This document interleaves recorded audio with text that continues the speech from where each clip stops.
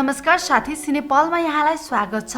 आज म एउटा सत्य घटनामा आधारित जसले केही समय अगाडि इन्डियामा तहल्का मच्चाएको थियो। जुन फिल्मका डाइरेक्टरलाई केही समय अगाडि पुलिस प्रोटेक्सनमा मात्र बाहिर निकालिन्थ्यो, हो त्यही मुभी कश्मीरी फाइल्स लिएर आएकी छु, जसमा 1990 मा कश्मीरी पण्डितहरूसँग घटेको दर्दनाक घटना देखाइएको छ। अन्त्यसम्म हेरेर साथ दिनुहोला। मुभीको सुरुवातमा 1990 को जनवरी 19 देखाउँछ, जहाँ शिव र अब्दुल नाम गरेका दुई बच्चाहरू आफ्नो साथीसँग क्रिकेट खेलिरहेका हुन्छन्। शिवले खेल्दै गरेको म्याचमा एकदमै राम्रो पर्फर्मेन्स देखाउँछ र सचिनको नाम लिन्छ। त्यो कुरा त्यही उभिरहेका केही नौजवानहरूलाई मन पर्दैन र यो इन्डिया होइन पाकिस्तान हो, यहाँ सचिनको नाम चल्दैन भन्दै शिवलाई कुट्न थाल्छन्। त्यहाँ उसको बेस्ट फ्रेन्ड अब्दुल आउँछ र कसो कसो गरेर उसलाई बचाएर त्यहाँबाट लिएर भाग्छ। शिव र अब्दुलको दोस्तीमा जात धर्मको कुनै पनि सीमा हुँदैन। 1990 को समय भनेको कश्मीरका लागि त्यस्तो समय थियो जहाँ कश्मीरी पण्डितहरूको हक अधिकार उनीहरूबाट खोसिँदै थियो। अनि यो पुरै आतंकलाई लिड गर्ने मान्छेको नाम थियो फारुक अहमद दर, जसलाई मानिसहरू बिट्टा कराटेको नामले पनि चिन्थे। बिट्टा कराटेले सबै मानिसहरूलाई जम्मा गरेर यदि यो जमिन हाम्रो हो भने यसमा हुकुम पनि हाम्रै चल्छ भनेर भाषण दिइरहेको हुन्छ। त्यतिकैमा हामीलाई अर्को सिन देखाउँछ, जहाँ एउटी महिलाले आफ्नो बिरामी छोरीलाई डाक्टरकोमा लिएर जाँदै हुन्छ। त्यतिकैमा एउटा पुलिस अफिसरले तिमीहरू अगाडि नबढ, अगाडि खतरा छ भन्दै मात्रै के हुन्छ, एउटा टेररिस्टले त्यो पुलिस अफिसरलाई नै सुट गरिदिन्छ। अनि त्यो महिलाको छेउमा आएर त्यो सानी बच्चीलाई हेर्दै मेरो भाइको बिहे म यहीसँग गरिदिन्छु भन्छ, जसकारण त्यो महिला चुप लागेर बस्न सक्दिन र त्यो टेररिस्टको मुखमा थुकिदिन्छे। त्यसैले त्यो टेररिस्ट रिसाएर उसलाई मारिदिन्छ, जसकारण त्यो बच्ची धेरै डराउँछे र दरो दरो रुन थाल्छे। अर्को सिनमा हामीलाई एउटा पण्डित देखाउँछ जसको नाम पुष्कर हुन्छ र ऊ वरपर आफ्नो नाति शिवलाई खोज्दै हुन्छ। केही बेरमा उसले शिव र अब्दुललाई भेट्छ अनि साइकलमा राखेर घरतिर ल्याउँदै हुन्छ। त्यतिकैमा त्यहाँ एउटा आर्मीको जीप आउँछ र मेरो पछि पछि हिँड, अगाडि निकै खतरा छ भन्छ। तर अफसोस केही पर पुग्न साथ त्यो आर्मीको जीप पनि ब्लास्ट हुन्छ। अर्कोतिर पुष्करको घर देखाउँछ, जहाँ बिटा कराटे आफ्नो साथीहरूलाई लिएर घरभित्र पसिसकेको हुन्छ। उनीहरू त्यहाँ पुष्करको छोरोलाई खोज्न आएका हुन्छन्, त्यसैले ऊ एउटा ड्रममा लुकेको हुन्छ। तर बिटा कराटेले ऊ त्यहाँ लुकेको कुरा पत्ता लगाउँछ, त्यसैले उसले पुष्करको छोरोलाई त्यही ड्रममा गोली हानेर मारिदिन्छ। आफ्नो श्रीमानको मृत्यु आफ्नै आँखा अगाडि देखेर श्रद्धा निकै डराउँछे र त्यत्तिकैमा त्यहाँ पुष्कर पनि आइपुग्छ। त्यहाँ बिटा कराटेले श्रद्धालाई उसको श्रीमानको खुनले लतपतिएको चामल खाइस भने मात्र तँलाई र तेरो छोरालाई छोडिदिन्छु भनेर फोर्स गर्छ।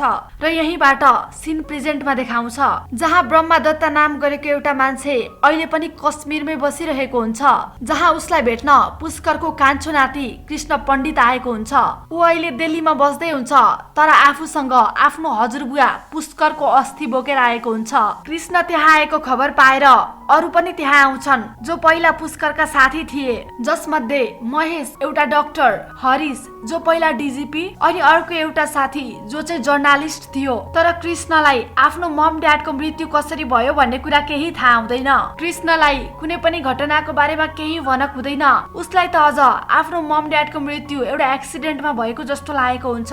यो साथसाथै फेरि सिन शिफ्ट हुन्छ दिल्लीको JNU युनिभर्सिटीमा, जहाँ कृष्ण अडिटोरियममा बसेर प्रोफेसर राधिकाको लेक्चर सुनिरहेको हुन्छ। राधिका त्यहाँ उभिएर धेरै स्टुडेन्टहरूलाई भड्काइरहेकी हुन्छ। उसले कश्मीरलाई स्वतन्त्र बनाउनु पर्छ, कश्मीरलाई इन्डियन गभर्नमेन्टबाट खतरा छ। अनि यो त्यही समयको कुरा हुन्छ जब आर्टिकल 317 लाई कश्मीरबाट हटाइएको थियो। तर धेरै मान्छेहरू यसको अगेन्स्टमा थिए, इन्क्लुडिङ राधिका। प्रोफेसर राधिकालाई पनि कश्मीर इन्डियाको एउटा भाग हुनु हुँदैन जस्तो लागेको हुन्छ।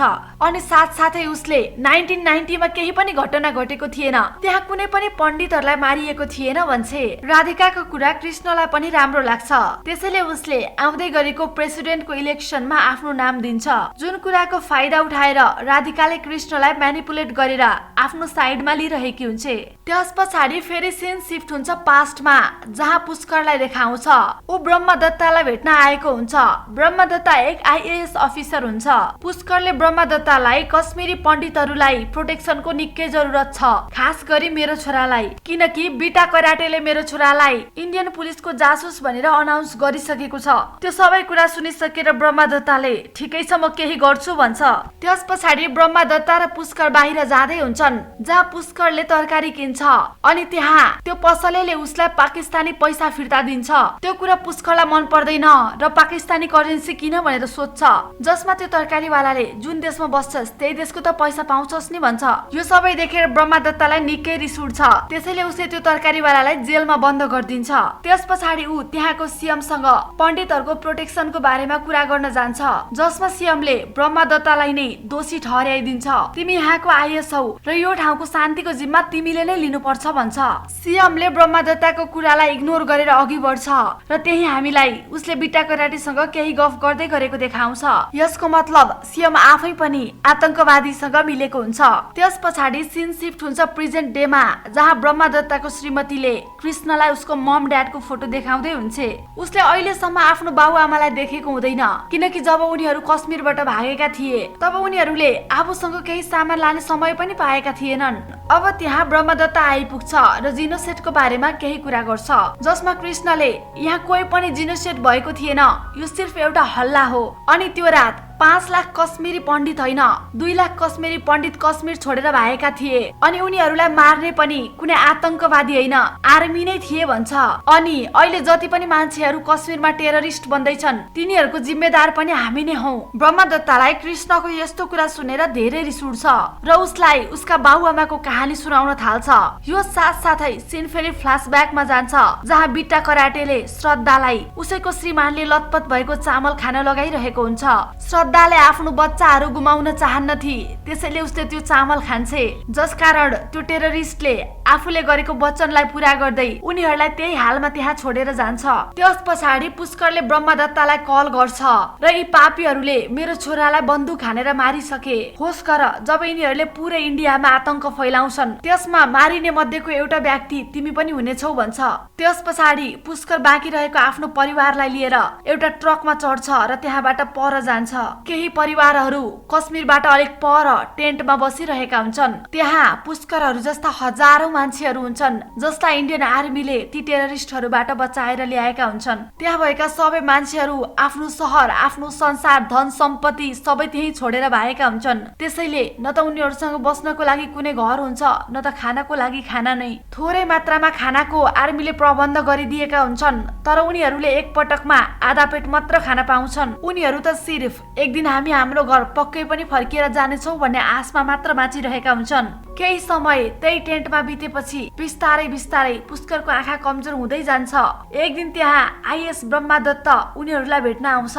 ऊ अहिले आइएस अफिसरबाट प्रमोट भएर होम मिनिस्टर एडभाइजर बनिसकेको हुन्छ अनि त्यहाँ उसँगै होम मिनिस्टर पनि आएको हुन्छ।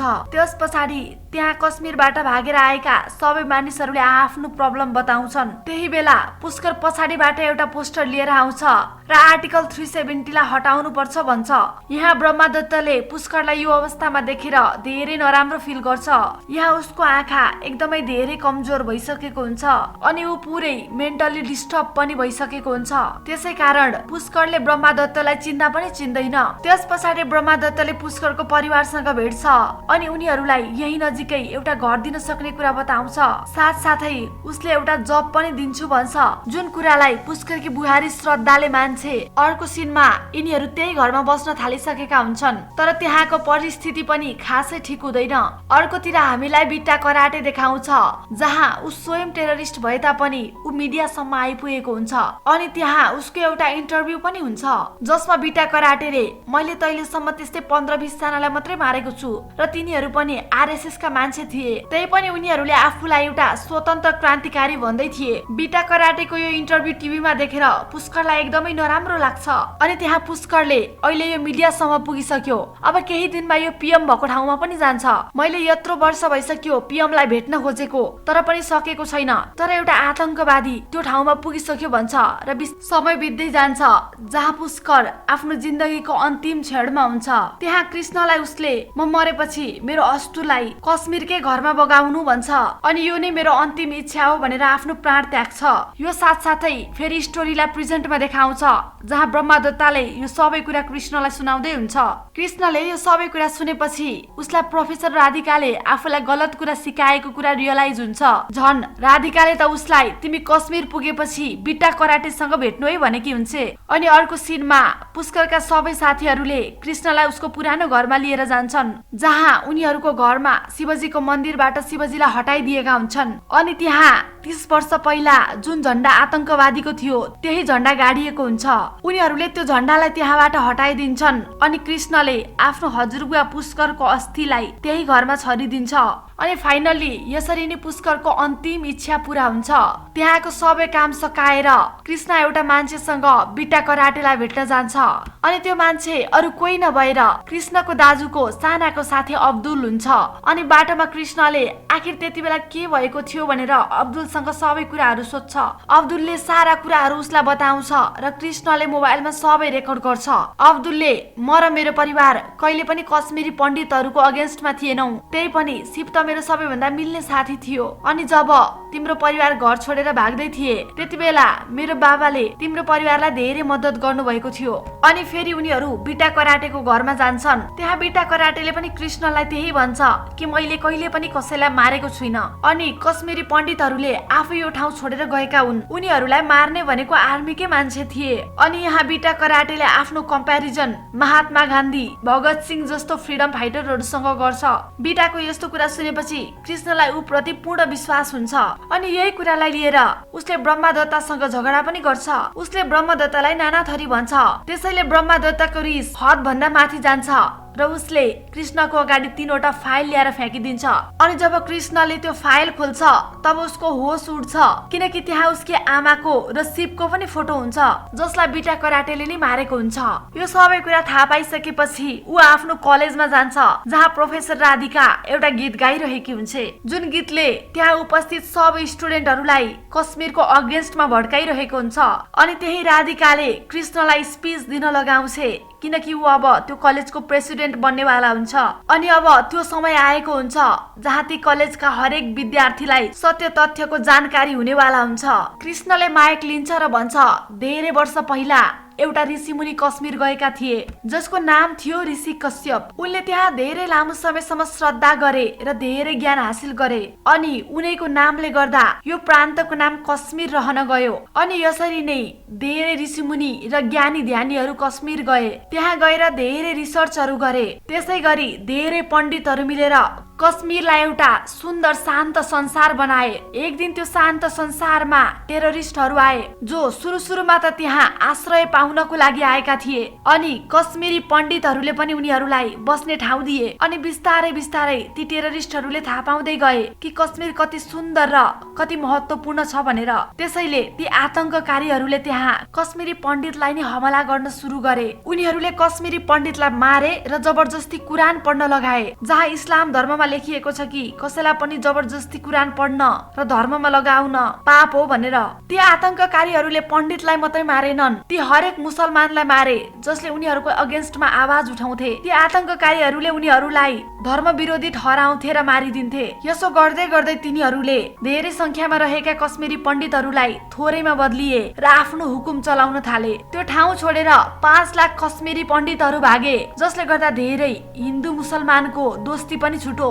आज हामीसँग त्यहाँ फर्केर गएर बस्नको लागि पुरा पावर छ अनि कसैले हामीलाई त्यहाँ जानबाट रोक्न पनि सक्दैन। उसले गर्दै गरेको स्पिचमा धेरैचोटि मान्छेहरूले उसलाई रोक्ने कोसिस पनि गरे, तर कृष्णले सत्य के हो भन्ने कुरा बुझिसकेको थियो। त्यसैले कसैको कुरा नसुनिकन उसले आफ्नो कुरा राख्दै गयो। अनि त्यहाँ उसले रुँदै रुँदै आफ्नै आमा र आफ्नो दाजु शिवको स्टोरी सुनाउँछ। यो साथसाथै फेरि स्टोरी फ्ल्यासब्याकमा देखाउँछ र त्यो दिन देखाउँछ जुन दिन कृष्णको आमा र उसको दाजुलाई मारिएको थियो। यहाँ पुष्कर आफ्नो परिवारसँग आफ्नै घरमा बसिरहेको हुन्छ। अनि एक दिन त्यहाँ बिट्टा कराटे र उसका मान्छेहरू आर्मीको ड्रेस लगाएर आउँछन् र त्यो पुरै एरियामा कब्जा जमाउँछन्। बिट्टा कराटेले त्यो ठाउँ कब्जा गर्न साथ उसले श्रद्धालाई मोलेस्ट गर्न सुरु गर्छ अनि एकपछि अर्को गर्दै सबैलाई मार्न थाल्छ। अनि यसै साथ यो मुभीको अन्त्य हुन्छ।